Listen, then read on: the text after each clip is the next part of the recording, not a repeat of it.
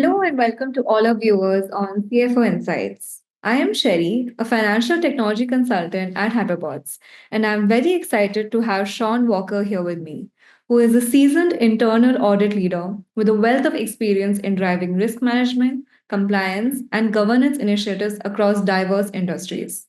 Thank you so much for joining us today, Shaun. Today, we'll be talking about strategic management of late payment penalties for optimal cash conservation. And to get us started, can you explain what late payment penalties are and why they are important for businesses?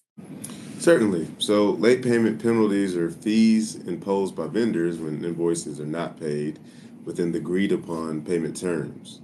So, these penalties serve as a deterrent against delayed payments, ensuring that vendors maintain their cash flow and financial stability. And how do companies compute the cash conserved by avoiding late payment penalties? So, to compute the cash conserved by avoiding late penalties, companies need to calculate the potential penalties they would incur if payments are delayed and compare this to their cost of capital. So, the key formula used is the annualized penalty rate, which helps determine whether it's financially beneficial to pay on time or conserve cash by delaying the payments. And can you provide an example where the analyzed penalty rate is higher than the cost of capital? Sure. So, one scenario would be a 1.5% penalty after 30 days every month with an 8% cost of capital, being the payment terms a 1.5% penalty, the net days is 30, and the cost of capital is 8. So, when we compute this, the penalty period is 30 days, the penalty percentage is 1.5 per month. And when you put that together, the annualized penalty rate is 18%, and the cost of capital is 8%. And so in this case, it's detrimental to incur the penalty. So paying on time is financially preferable to avoid higher penalty costs. And can you also provide an example where the analyzed penalty rate is lower than the cost of capital? Yeah. So for example, let's say the penalty rate is 0.3% after 25 days with 10% cost of capital. So the payment terms zero point 0.3 after 25%. The penalty zero point 0.3 per month if not paid within 25 days. The net days would be 25 and the cost of capital would be 10. So in this case, the annualized penalty rate is 3.6% and the cost of capital is 10%. Since 3.6% is less than 10%, incurring the penalty is advantageous. So by delaying the payments, the company conserves cash that can be invested elsewhere at a higher rate of return than the penalty cost. And how does the cost of capital influence the decision to incur late payment penalties? Yeah, so the cost of capital represents the company's required return on its investments or the cost of borrowing funds. So if the annualized penalty rate is greater than the cost of capital, incurring the penalty is financially detrimental. If the annualized penalty rate is less than the cost of capital, incurring the penalty can be financially advantageous. So understanding this relationship helps CFOs make informed decisions about whether to pay early or avoid penalties to delay payments to optimize cash flow.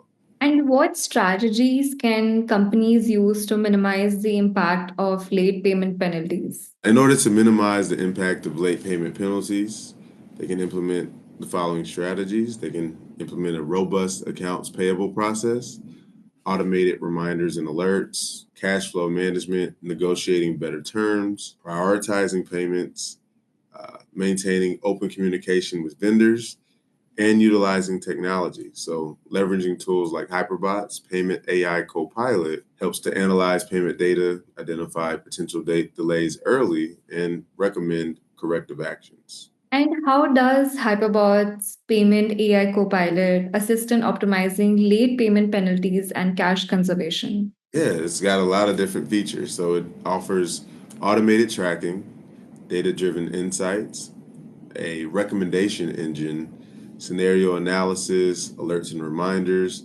and integration with financial systems. So it seamlessly integrates with existing financial systems to provide a unified view of all payment related data, which enhances efficiency and accuracy in payment management. And in what scenarios might a company choose to incur late payment penalties and why?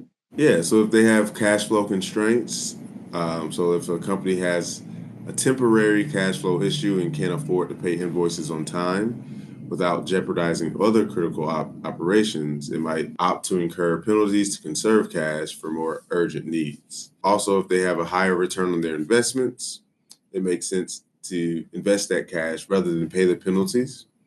Also, strategic cash management, negotiated terms, non critical vendor relationships, and economic uncertainty. So, during periods of economic uncertainty or downturns, companies might prioritize having liquidity and maintaining perfect payment records. So, accepting a minor penalty as a trade off for financial stability is a decision that CFOs might do.